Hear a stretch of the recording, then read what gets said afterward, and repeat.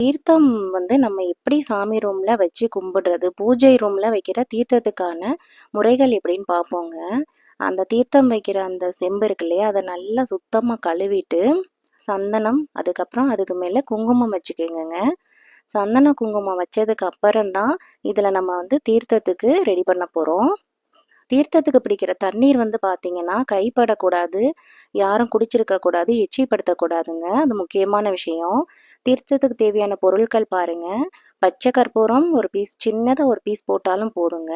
பச்சை கற்பூரம் ஆட் பண்ணிக்கங்க. அப்புறம் இது வந்து பார்த்தீங்கன்னா, ஜவ்வாதுங்க. ஜவ்வாது வந்து நல்ல ஸ்மெல் இருக்கும். தீர்த்தத்த முழுமையாக்கும். ஸோ ஜவ்வாத ஆட் பண்ணிக்கங்க. அதுக்கப்புறம் ஒரு ஏலக்காங்க. தீர்த்தத்துக்கு ரொம்ப ரொம்ப முக்கியமானது ஏலக்காய். அத வந்து முழுசாவே கூட போட்டுறலாம். ஒரு ஏலக்காய் ஆட் பண்ணிக்கங்க. அப்புறம் மிக மிக முக்கியமானது, லக்ஷ்மி நம்ம வீட்டுக்கு வரணும் அப்படின்னா, கண்டிப்பா துளசி சேர்க்கணுங்க. நீங்க துளசி வந்து 2 இலை போட்டீங்கனாலுமே உங்களுக்கு நல்ல பலன் கொடுக்குங்க. முக்கியமான விஷயம், இதில வந்து மலர்கள் கண்டிப்பா ஆட் பண்ணிக்கங்க. அதுவும் உங்களுக்கு பல நன்மைகள கொடுக்குங்க.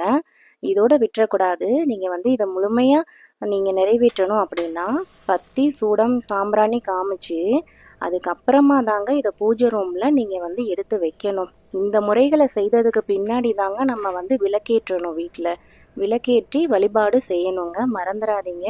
தீர்த்தத்த முதல்ல ரெடி பண்ணுங்க. தீர்த்தத்துக்கு சூடம் பத்தி காமிச்சு, சாமிய நல்லபடியா கும்பிட்டுட்டு, அதுக்கப்புறமா நீங்க வந்து விளக்கேற்றுங்கங்க. இந்த தீர்த்தத்த வந்து கொஞ்சம் கொஞ்சம் நீங்க எடுத்து குடிச்சுக்கவும் செஞ்சுக்கலாங்க. ஒரு மறுநாளோ, இல்ல அடுத்த வெள்ளிக்கிழமையோ, நீங்க இந்த தீர்த்தத்துல இருக்க தண்ணிய வந்து வீடு ஃபுல்லா தெளிச்சுக்கலாங்க. Thank you.